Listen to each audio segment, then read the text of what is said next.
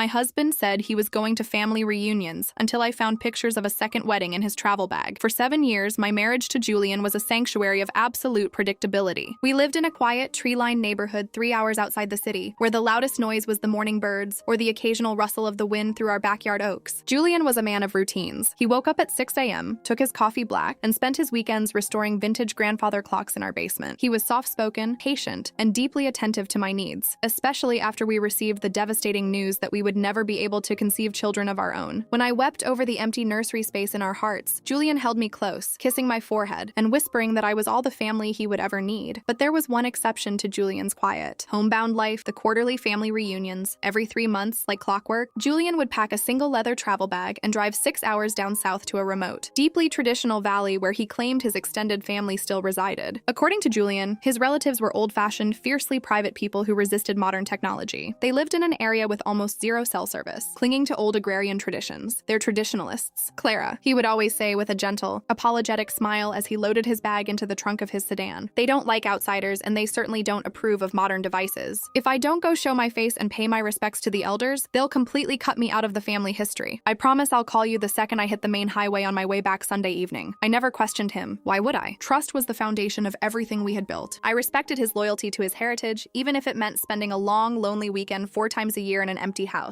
I would use those weekends to catch up on my reading, tend to my garden, and wait patiently for the Sunday evening phone call that always arrived exactly at 7 p.m. The routine broke during the 3rd week of May. Julian had just returned from his latest trip, arriving late on a stormy Sunday night. He looked exhausted, his shoulders slumped, his eyes carrying a heavy, distant exhaustion that I hadn't seen before. He kissed my cheek, murmured a brief apology about how draining the family politics had been this time, and went straight upstairs to shower before collapsing into a deep, heavy sleep. The next morning, Julian left for his daily errands in a hurry, completely forgetting the leather travel bag he had left sitting by the closet door. Usually, he was meticulous about unpacking his own things, but the exhaustion must have made him careless. As I walked into the bedroom to change the sheets, my foot caught the edge of the leather bag. It tipped over, the brass zipper sliding open slightly against the hardwood floor. A small stack of receipts and a heavy, silver-embossed velvet pouch tumbled out onto the rug. I knelt down to gather the items, intending to place them neatly on his nightstand. But as my fingers brushed the silver pouch, I noticed a printed receipt sticking out from underneath it. It wasn't from a gas station or a roadside diner along the southern highway. It was a receipt from a high-end, boutique jewelry boutique located in a historic coastal town, 4 hours in the opposite direction of his family's valley. The date on the receipt was Friday afternoon, the exact time Julian was supposed to be navigating the winding mountain roads to his family reunion. The item purchased was listed as a custom-engraved platinum eternity wedding band, totaling thousands of dollars. My breath hitched in my throat. A cold, heavy weight dropped directly into the center of my stomach. Julian had never bought me an eternity band. My wedding ring was a simple, modest gold band we had chosen together when we were young and scraping by. With trembling hands, I reached for the leather travel bag, pulling the zipper completely open. My heart was pounding so loudly against my ribs that it felt suffocating. I reached deep into the side pocket, my fingers brushing against a thick, stiff paper envelope hidden beneath his spare lining. I pulled the envelope out. It was a professional photography studio packet, completely unsealed. Inside was a stack of glossy, high-definition photographs. I slid the first picture out, and the world beneath my feet entirely dissolved. It was a wedding photo, but the groom standing beneath a beautiful canopy of white roses, smiling radiantly under a bright coastal sun, was my husband, Julian. He was wearing a sharp, custom-tailored navy suit I had never seen before. Ringed tightly around his arm was a younger woman with long, blonde hair, wearing an intricate, expensive lace wedding gown. She was looking up at him with a gaze of pure, unadulterated devotion, her hand resting over his heart. I flipped to the next photograph. It was a picture of Julian laughing as he slipped the exact platinum eternity band from the jewelry receipt onto her finger. The next photo showed them standing in front of a beautiful, rustic coastal cottage, surrounded by a small, intimate group of guests who were tossing white flower petals into the air. On the mailbox of the cottage, painted in elegant, permanent white lettering, were the words, "The Sterling Residence, Julian and Maya." I sat on the hard floor of our bedroom, the glossy photographs scattered around me like shattered pieces of a mirror. My vision blurred as tears of pure, agonizing shock spilled over my lashes. The man I had shared a bed with for 7 years, the man who had comforted me through my deepest grief, wasn't going to family reunions. He was driving in the opposite direction to live an entirely separate existence. He had a second home. He had a second life. He had a second wedding. The quiet, predictable husband I thought I knew was an illusion. And as the sound of Julian's car pulling back into the driveway echoed from the front yard, I realized the woman he had been coming home to was the biggest casualty of his beautiful, horrific masterpiece of lies. The sound of the garage door lifting was like an alarm triggering a primal, defensive instinct inside my chest. Within 3 seconds, the raw, sobbing grief that had paralyzed me on the floor was entirely replaced by an icy, calculated focus. If I confronted Julian right now, holding these pictures in my shaking hands, he would do what he always did. He would use his soft, steady voice to construct a masterful explanation. He would tell me it was a mistake, a misunderstanding, or a theater project for an old friend. He would look into my eyes with that fraudulent sincerity and find a way to make me doubt my own sanity. I couldn't let him see what I knew. Not yet. I gathered the scattered photographs, the jewelry receipt, and the velvet pouch, sliding them precisely back into the hidden side pocket of the leather bag. I zipped it up to the exact position he had left it, wiped my face with the sleeve of my sweater, and stepped out of the bedroom just as his heavy footsteps began to ascend the stairs. "Clara?" Julian's voice called out, warm and cheerful as he reached the landing, holding a bag of fresh groceries from the local market. "I brought back those pastries you like from the bakery. How has your morning been?" I looked at him, really looked at him. I looked at the crinkles around his eyes when he smiled, the familiar blue sweater he wore on Mondays, and the steady, calm posture that had always made me feel safe. It was terrifying how easily a monster could disguise itself as a sanctuary. "It's been quiet, Julian," I said, my voice sounding incredibly detached, as if someone else were controlling my vocal cords. "Just doing some light cleaning." "The pastries sound wonderful," he smiled, walking past me into the kitchen to unpack the bags. I watched his hands move, the same hands that, just days ago, had slipped an eternity band onto another woman's finger. I felt a violent surge of nausea rise in my throat, but I forced it down, locking it behind a wall of absolute silence. For the next 3 days, I became a ghost in my own home. I played the role of the devoted wife, cooking his dinners, pouring his black coffee, and listening to him talk about his grandfather clock restorations. But the moment Julian went to sleep, my real work began. I waited until his breathing turned deep and rhythmic, then I slipped out of bed, taking his personal laptop down to the basement workshop. Julian was a tech-averse man by choice, or so he had led me to believe. But as I opened his system, I realized his lack of a digital footprint wasn't out of an old-fashioned preference, it was a calculated security measure. I spent hours trying different password combinations, until I tried the name of the historic coastal town from the jewelry receipt. The laptop unlocked instantly. Inside, hidden within a nested folder disguised as standard system files, I found the digital blueprint of my husband's double life. There were flight confirmations, property tax documents for the coastal cottage, and a separate, private bank account statement under a completely different legal entity. As I scrolled through the bank statements spanning back over 3 years, the true timeline of his deception began to materialize. The quarterly family reunions were just the tip of the iceberg. Every time Julian claimed he had to travel out of town for a specialty clock restoration, or every time he spent an extra weekend handling supplier delays,